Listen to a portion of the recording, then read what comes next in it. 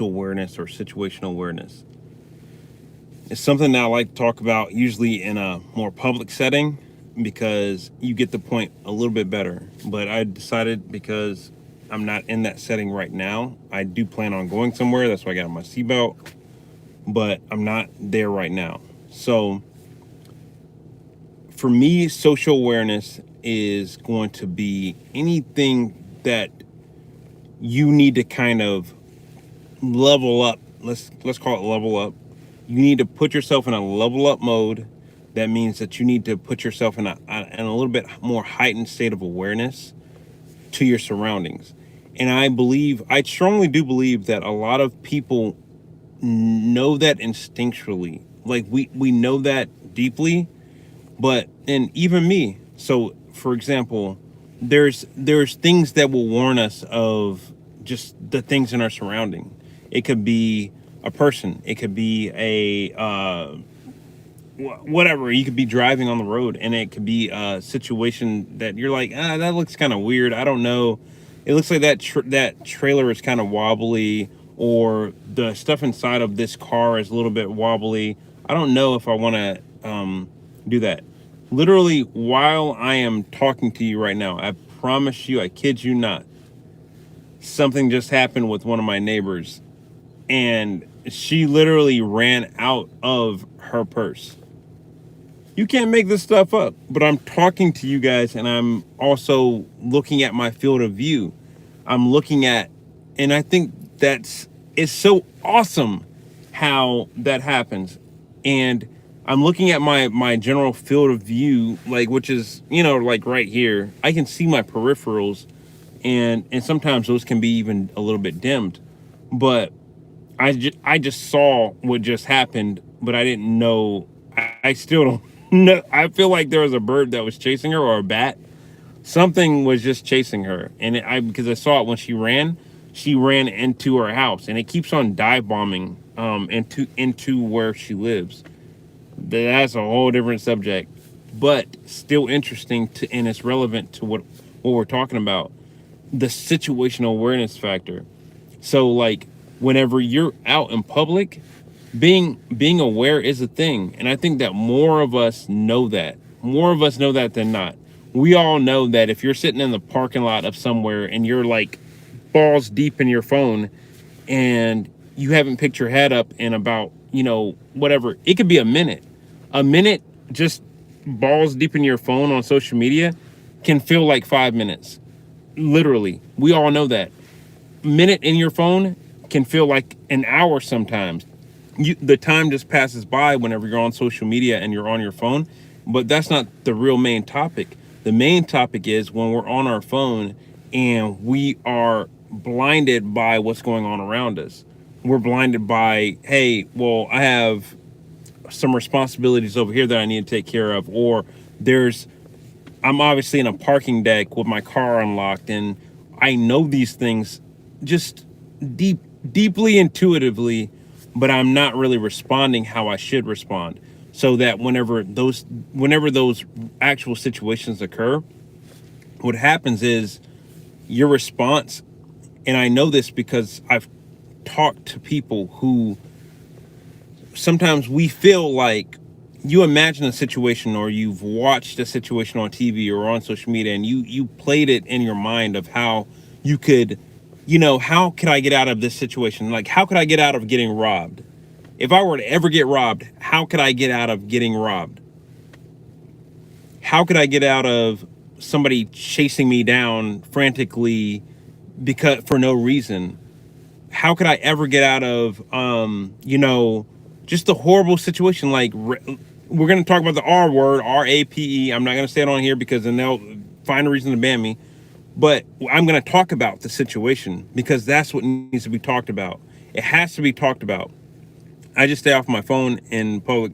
Yeah, I agree. That's Man, if there was like a billion more people like you, we would all be a lot better. But the thing is, we need that because a lot of people, a lot of us aren't in that realm. Even the experienced people who are more I would say trained, like what's trained? Like you could be in the military. I was in the military, Marine Corps veteran, did the situational awareness galore, all that.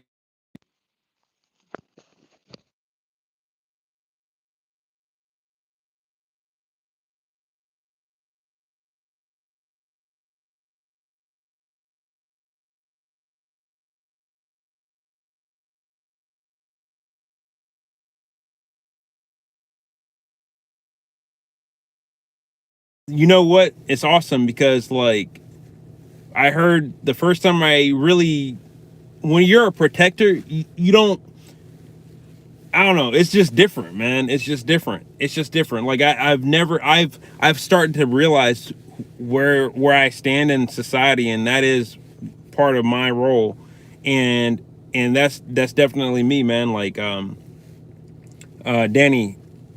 So self awareness is key, and so whenever we're out in society and we're doing these roles, those who are protectors, like yourself and me and the many others that are, it's our job now because, and this is key, over all of the bull crap that we could all, so many of the people who are in the protector community, we have to empower, man. We have to empower and impart in others. So like if you have the YouTube or social media, it's time now that we start to help people to protect and to gain those skills. So we have the protectors and we have the people who are the harvesters who can, or the store, I guess the storage type, and I would say like the survival, that survival mentality. Hey, we need to hoard as many cans of fruits and vegetables as possible because it's about to go down. And I'm not, I have never been a like doomsdayer, doomsday prepper or anything like that. And so I'm not coming from that standpoint. But what I'm saying is, it is always going to be a time for people in every society, wherever you are in the world, whether you're from India, Asia, any parts of America, Canada, on down to Mexico, and anywhere, Russia, Gaza Strip, Israel, like it doesn't matter. We all have to. Thank you, Danny. We all have to prep in our own best way. And so if our own best way, if a lot of times it's really going to start off mentally, because you have to put yourself in that situation mentally a lot of times, even before, because I can store up a bunch of stuff and then not really put myself there mentally, and then be very deficient mentally on how I'm going to actually like act and carry out whatever task needs to be carried out.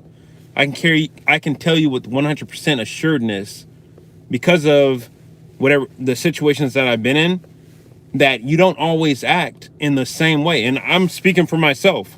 Like, and I'm talking about for me, for this is for example. So so for me, my biggest thing is, so the other day I saw a car on the highway, and I stay in the slow lane. I go about 65, 70. I try to be in 75 tops. I'm not trying to go too fast, and I know that about me.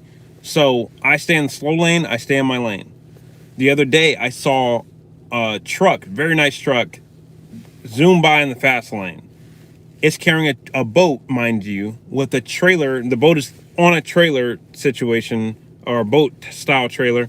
And then I see literally like something that you would see on YouTube randomly just scrolling. I see the freaking back tire off.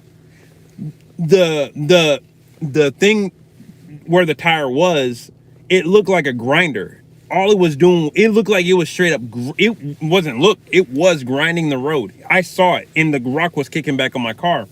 This is the interesting thing. I know that obviously we need to catch up with this guy and tell this freaking guy what's going on. So all I see is all the cars that are driving in the middle lane going, like, getting away from it. They didn't speed up. They just stayed in their lane, and it was like, that's how people are. It shocks me, but then I'm at the point where I'm like, no, don't let it surprise you anymore, because you aren't that. And so there are people in this world that aren't that. They are literally the opposite of that.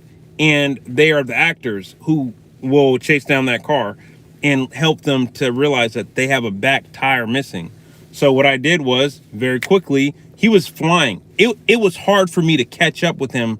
I was going about 65, and this dude, I was almost like not able to catch up with him, honestly. Like, I made the decision. I said, all right, I'm gonna catch up with this dude. Floored it. I almost had to. I was probably going 100 and something on the highway. I didn't care about getting stopped by the cops. If they stop me, I'm not going to stop, because this car is going ridiculously fast, and so you should really be pursuing them. Two, his trailer is about to fly off the back of that truck. Period. Like, hands down, there's no discussion. So whenever things go down like that, what's your first reaction? This is what I'm getting at. My first reaction could have been to cut on my phone camera and to, I want to live stream, or I want to record the situation. Or if I had I now have a video recorder, a car camera in my car. But, like, it didn't even, my first thoughts weren't that. It just wasn't. So it was purely a flash of, what if I was in that situation? What if that trailer goes? What if it hits another car and it kills another family? So, but man, dude, God puts us in these situations for whatever reason. Man, I could tell you, when I said God, people just started dropping, and that's fine, because it's not for everybody. Once again, you just cut out we got to cut out all the crap, because God ain't for everybody right now, and that's okay. But guess what? I'm still not going to stop talking about it, because the situations that I've been in, multiple, it just keeps on happening. Like, I don't know why. I have no clue why. But what I'm saying is, ultimately, is self-awareness and, being prepared. So that's kind of my message right now. I know I don't have much light in here right now, but let's see. That didn't do nothing. Yo, so anybody else have any crazy stories? Like, I know I'm not the only one that doesn't tell, like, all their stories online and stuff like that. So, I mean, you guys can look at my YouTube. Like, I don't have a bunch of videos where I'm talking about all this stuff. I just feel that it's necessary to I guess educate, make aware, because we really don't know where things are going in America, in the world. And I'm not saying that to scare anybody or to be scared, to be afraid. It's just like, if somebody came up to you and said, hey, hey man, I think that it's a good time to start brushing your teeth, the simplest thing. And it's funny, like, oh, what's the first thing you think? Man, I brush my teeth every day. What are you talking about? Like, and you want to tell that person off, like, get out of here, man. The same could go for preparation and getting yourself prepared for situations that we aren't necessarily used to in America. Now, it's because it's been spewed, and you can hear people shouting at the rooftops and saying, the sky is falling, the sky is falling. But what if the sky actually falls? Would you even be ready? You definitely don't want to be the one on the sidelines laughing at the person who's saying that, because that person will be prepared, way more prepared than you will, and while you're laughing at that person. So it's time that people start taking, I don't know if it's preparation. I think it's more mental. You don't need to go out and buy a bunch of stuff. It's about being mentally prepared, mentally just in the right mindset, aware of things that are going on around you, so that you can begin to act. So a lot of companies nowadays have active shooter training and the ability to it's called avoid, deny, defend, and that's something from the FBI. That's something from the U.S. government that has been implemented. So avoid, deny, defend. I can say it like this because why? I've been trained in it, like from the military to now. So, but the average person hasn't. The average person has not been trained in. Keep doing your thing, bro. Don't let the negativity get to you too. I've learned there's a lot of us out there just looking out for our family. Yeah, man. That's really how it goes down, Danny. Like we're looking out for those that are closest to us, and our, I would say it's the community in general, those who will listen, because I think that there are a lot of people, and those who will listen can spread some word, because the last thing that we need is a situation that's going down a lot of places in the world, and it's weird because we can point at any situation, and if you're if you fall into any of these, you can immediately be that victim. Oh, I am this race. I fall into this whatever situation. I am persecuted because of this belief, or because I am this skin color, or because of this thing, whatever. And all of us can fall into that. All of us. We all have our own things in society where we feel that society looks at us a certain way. Um, but man, the gist of the point is, look, if shit hits the fan, and you gotta survive, you and your family. You have to make a way. You have to cut a way out for your family in chaos. Then, you know,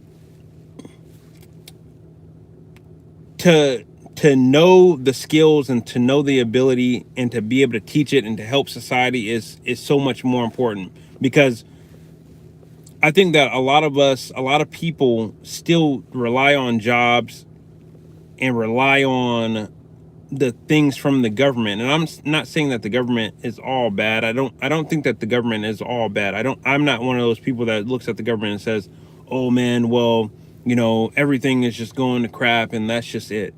I don't think that. I think that there are bad actors, and I've seen a few bad politicians online lately making some very, like, surprising. I'm nowhere near political guy, like commentary. I'm not that guy. I will say that firsthand. But I've seen some very strong statements that are like surprising, that are just like, whoa. Man, that's the bad part about living in the kind of infrastructure, self-reliability.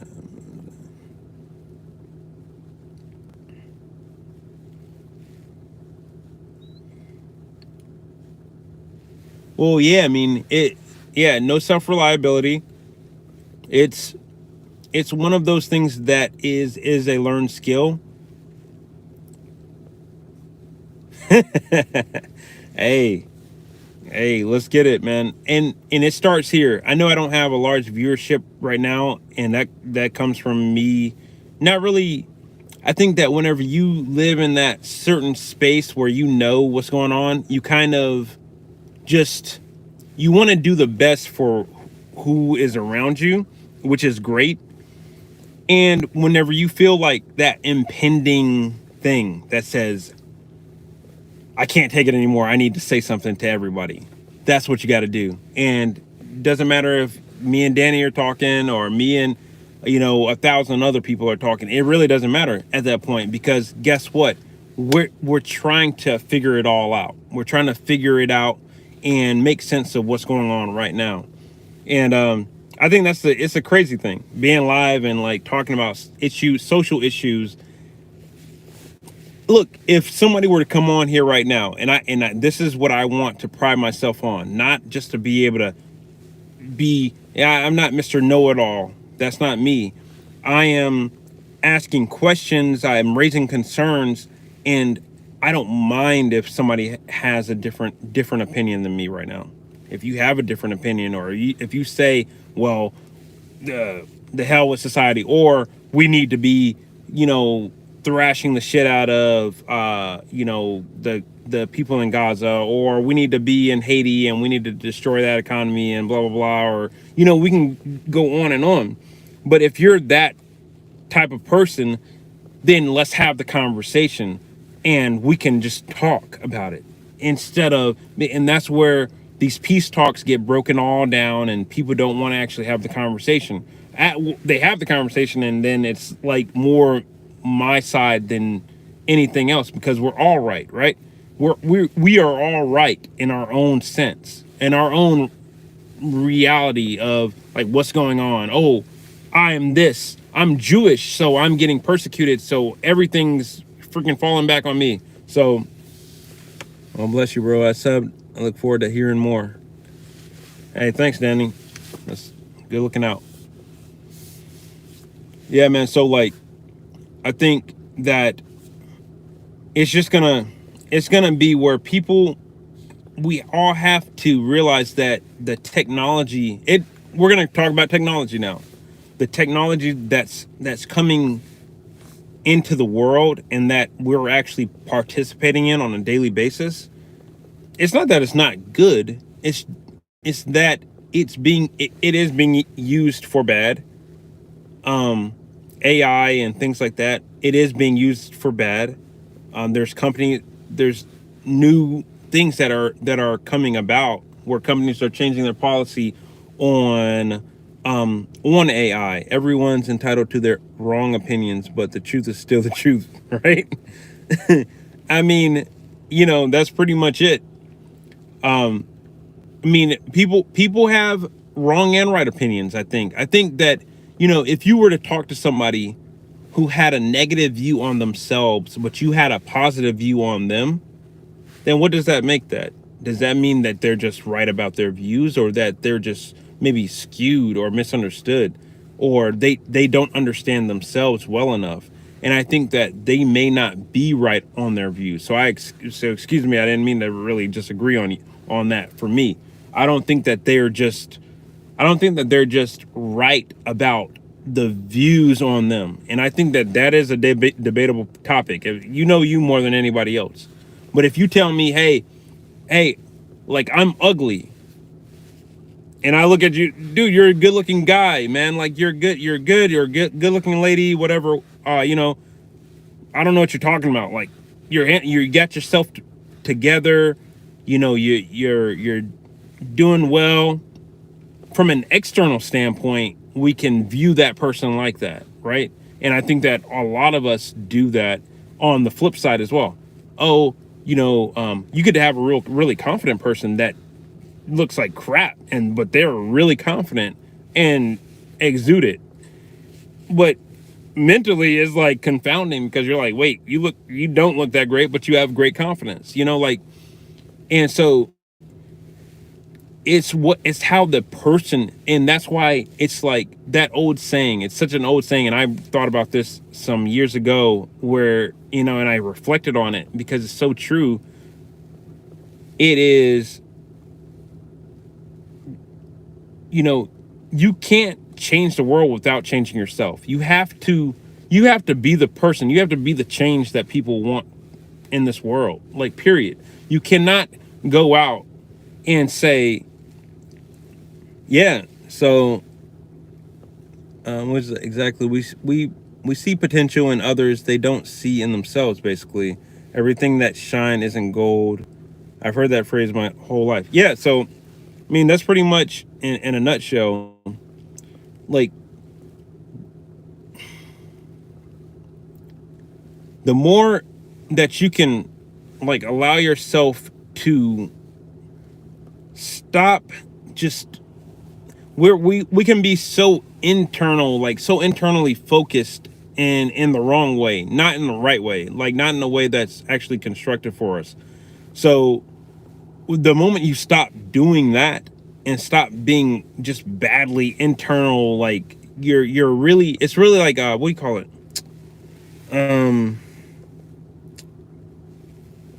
there's a name for it,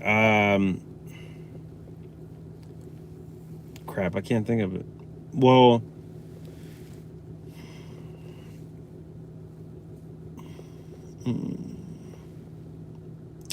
I would say, like, we're consumers at heart. So what do? We take all of that, Yeah, inside always exudes the outside, and so we're consumers. So we're consuming our own. We're also consuming our own mental garbage. We're eating it up. We're just eating it up. We're drinking the Kool-Aid of our own mental instability or mental flaws or mental whatever we think is wrong with us. We're internalizing it and we're consuming it. So instead of doing that, what do you do whenever you don't need to buy anything anymore? You stop buying it. You stop becoming a consumer of that thing. And so you're no longer a consumer. Done, cut off. I'm cutting myself off from this thing. And now you're working your mind. It doesn't go, it may not go straight from consumer to producer. It may go from consumer to boredom, flat, bored, mad, angry, and suck. This sucks. To sit with anger and to sit with just pure anger. And this isn't for everybody. It's not for everybody, because everybody isn't in the same place, and you won't want me to you won't want to hear me say that. Everybody isn't in the same place, and nor do they have the same circumstances. So to sit with anger is a thing of practice for those. If you know better, you'll do better, period. The thing of anger, if you when you sit with it, but you're also patient and you've gone through stuff, you're patient, you've gone through some stuff, you are telling yourself at the same time you're sucking and sitting through sucking, madness, anger, and you're sitting at peace knowing that those thoughts are in there. That's different, because the opposite of that is sitting with anger, acting, lashing out, and doing everything else that is destructive. I think we've all been there. So with that said, it's it comes a time in a man or a woman's life where that situation hopefully does happen, where you can sit with anger and you can let it wash away. But you need to be actively pursuing productivity, because productivity is going to be what gives you the means and the resources to accomplish greater things. That's it. What your productivity is going to be what gives you that ability to do what's necessary. But you can't do that with comfort. You can't do that same thing with being comfortable and being okay and being blah blah blah. Because think about this. This is the best example I'm going to make right now. If you are an addict and you stop using whatever you're using, then what you could look up the symptoms for when an addict stops using crack, whatever. They're going to have withdrawal symptoms. Those withdrawal symptoms are literally what I'm talking about. It's literally that anger, that mood, that depression, the anxiety, the I can't. That's all it is. I can't do it right now. I can't do it. I can't. I can't is a word that we've all been taught that we should never say to ourselves, but it does come up in our lives. And if you've ever been through anything hard, and I know I have, I can't has come into my life, and I've literally said I can't, and I've thought, like, what the freak is wrong with me? I've never in my life said that or thought that, or I've always been, wanting to be the strong person, and then I can't comes into my mind and I say it and I'm like giving into it at the same time. Dude, that's beyond vulnerable. That's just straight up like next level. Like, who knows? But then whenever you get through that, like immediately, because you know who wants to live in that for too long. Yeah, we can live in a lot of despair. Who wants to live in I can't? Nobody. I don't care who can. Anybody who can try to say that if you've never lived in I can't, you aren't trying hard enough. That's period. If you've never lived in the realm of I can't do this, and then you still, I'm not talking about stay there. I'm talking about that thought comes up, and then you literally are like, bro, like, what? Is mind blowing, because at that moment you realize your limitations. We aren't limitless. The reason why is because we die. All right, you can say yes, there's things after death and everything like that, but our bodies die. We're dead. So like that's a limitation. Our mortality, our physical mortality in this earth is a limitation. So there are things that you're going to come up against that are going to be straight up, pow, walls, period, point blank. It's done. And then you're going to have to figure out another way, because that didn't work. All I'm saying right now is you're going to have to figure out a different way, because what you're doing may not be working. That's it. That's it. And whenever I talk about situational awareness and things like that, those are life tactics or things like that. But the I think the bigger, broader message is one, changing your life for the better, because a lot of people aren't after that, aren't seeking that, or don't know that they need to seek it, maybe know that they need to seek it, or are we can become consumed, we can become so much into the consumerism of this world that you lose what you know is true. So the true thing isn't just consumerism. It's not just buying a bunch of stuff just to buy it. It's actually trying to figure out what it is and who it is you are. So, yeah, Steve said something. Don't let bad experiences make you bitter. Let it make you better. You deal with the root of the cause. That's life. So, I mean, that's my spiel for right now. I'm glad that those who came to listened, and thank you for your participation, guys and girls. So, I am convicted by this stuff and believe that it needs to be out there more. I'm going to do my best to be. Thank you. Thank you for subscribing.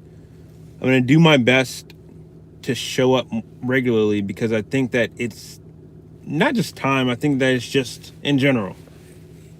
The conversation is there. I'm open to having it. And so let's have it. All right. I'm going to sign off now. I'll see you people later.